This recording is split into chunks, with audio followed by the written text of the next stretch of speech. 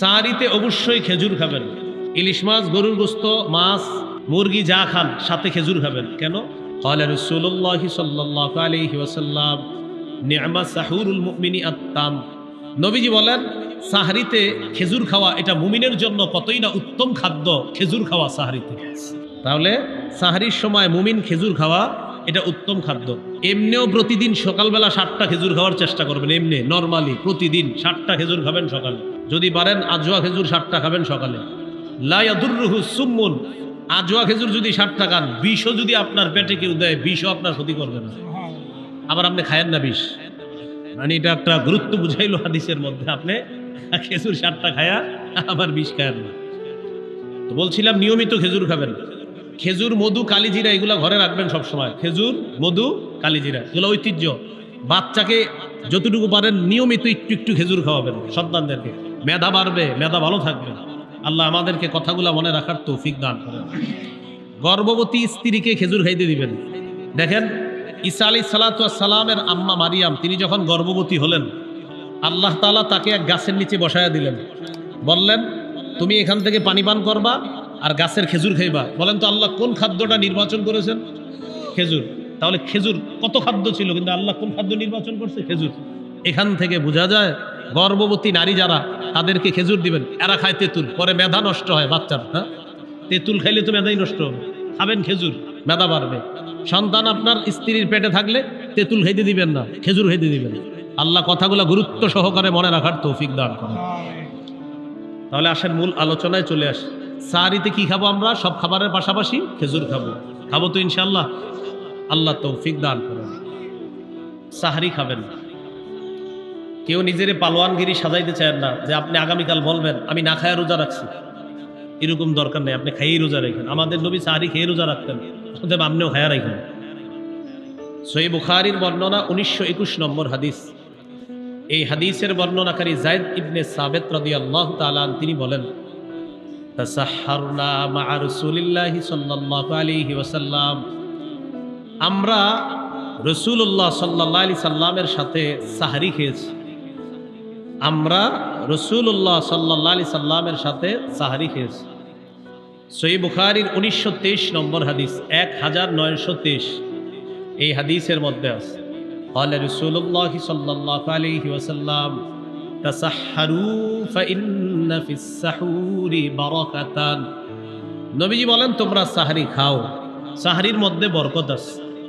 অন্য বর্ণনায় নবীজি বলেন হালুম্মু ইলাল গাদাইল মুবারাক, আসো তোমরা বরকতপূর্ণ খাদ্যের দিকে আসো।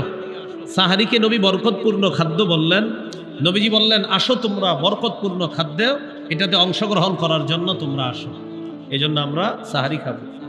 সাহারি একটু বিলম্বে খাওয়া, আর ইফতার প্রথম সময়ে খাওয়া, তাড়াতাড়ি। আজ্জিলুল ইফতার ওয়া আখিরুস সাহুরা, তোমরা ইফতার একটু তাড়াতাড়ি করবা আর সাহারি একটু দেরি করে করবা, যেন শারীরিক শক্তিটা ভালো থাকে।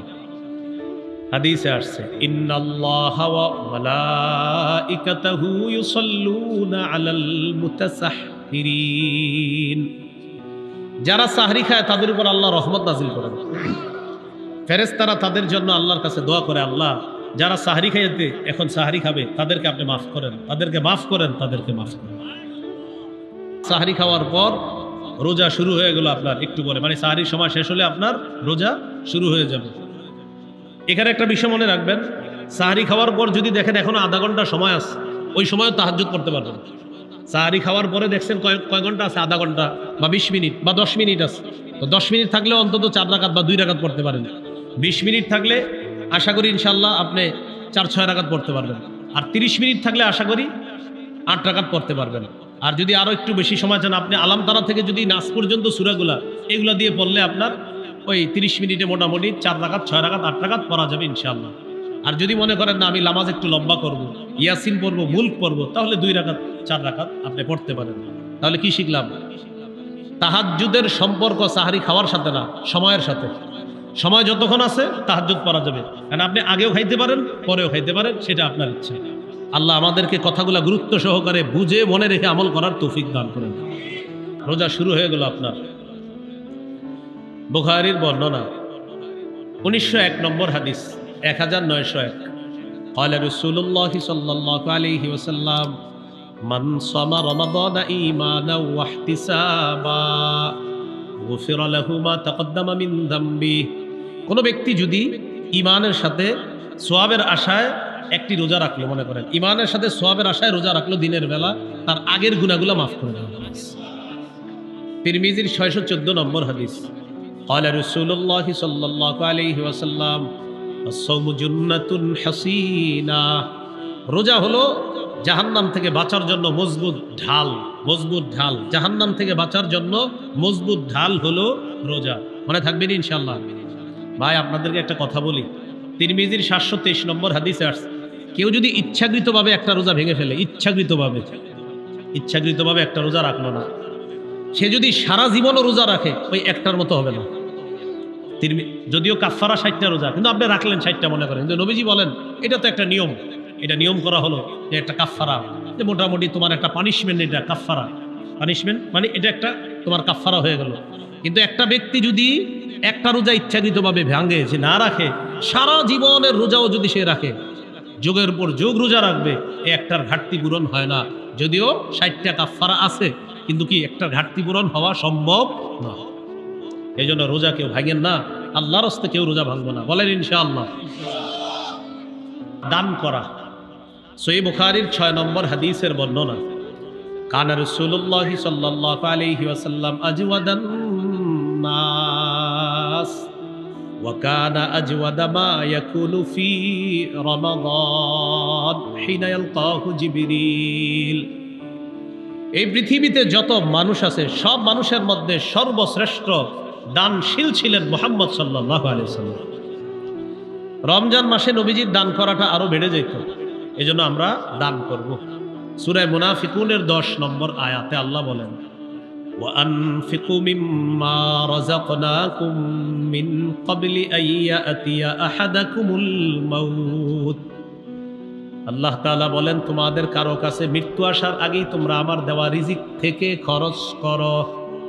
তোমাদের কাছে মৃত্যু আসার আগে আমার দেওয়া রিজিক থেকে তোমরা খরচ করো, দান করো। তাহলে রমজান মাসে ইনশাআল্লাহ দান করব, বলেন ইনশাআল্লাহ। এগুলো 8 নাম্বার। বলেন ফরজ তো ছাড়ার প্রশ্নই আসে না, নফল ইবাদত বাড়িয়ে দিব। তাহলে রমজান মাসে ফরজ তো ছাড়ার প্রশ্নই আসে না, নফল ইবাদত কি করব? বাড়িয়ে দিব, করবো তো ইনশাআল্লাহ। আবু দাউদের 864 নম্বর হাদিস, এই হাদিসের মধ্যে আছে, قال رسول الله صلى الله عليه وسلم إن أول ما يحاسب الناس به يوم القيامة من أعمالهم الصلاة। কিয়ামতের ময়দানে, কিয়ামতের দিন মানুষের আমলের মধ্যে সর্বপ্রথম হিসাব হবে নামাজের।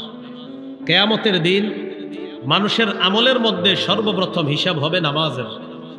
আর বান্দার হকের ক্ষেত্রে সর্বপ্রথম হিসাব হবে রক্তের। আমি ওনারে একটা ঘুষি মারছি, এটা বান্দার হক নষ্ট করা। আমি তার রক্তপাত ঘটাইছি, এটা বান্দার হক নষ্ট করা। আল্লাহর হকের ক্ষেত্রে সর্বপ্রথম হিসাব হবে নামাজের, আর বান্দার হকের ক্ষেত্রে সর্বপ্রথম হিসাব হবে রক্তের। ভাই, আল্লাহর হকের ক্ষেত্রে সর্বপ্রথম হিসাব হবে নামাজের, আর বান্দার হকের ক্ষেত্রে সর্বপ্রথম হিসাব হবে রক্তের। একজন আরেকজনের রক্তপাত ঘটাইছে অন্যায়ভাবে, এটার হিসাব হবে।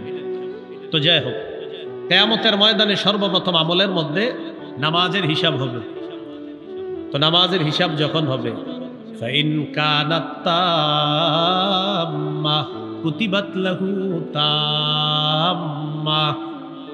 নামাজ যদি পরিপূর্ণ হয় তাহলে লেখা হবে পরিপূর্ণ, সুবহানাল্লাহ। নামাজ যদি পরিপূর্ণ হয় লেখাও হবে পরিপূর্ণ। ওয়া ইন কানা ইনতাকাসা মিনহা শাইআ।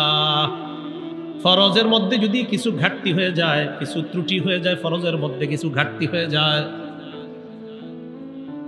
ফরজ নামাজের মধ্যে আমাদের দ্বারা অসতর্কতা বশত কিছু অলসতা যদি হয়ে যায়, এই ফরজের ঘাটতি যদি হয়ে যায়, ইয়াকুলু রব্বুনা তাবারাকা ওয়া তাআলা লিমালাইকাতিহি, আল্লাহ তাআলা ফেরেশতাদেরকে বলবেন, উনজুরু ফি সালাতি আবদি। আল্লাহ ফেরেশতাদেরকে বলবেন, আমার বান্দার নামাজগুলোর প্রতি একটু লক্ষ্য করো, দেখো তো আমার বান্দার নামাজের মধ্যে নফল ইবাদত কেমন আছে, এগুলো একটু দেখো। আতিম্মু ফারিদাতাহু মিন তাতাব্বুইহি তার নফলের মাধ্যমে ফরজের ঘাটতি পূরণ করে দেয়। তাহলে রমজান মাসে নফল ইবাদতের মাত্রা বাড়িয়ে দিব, বলেন ইনশাআল্লাহ।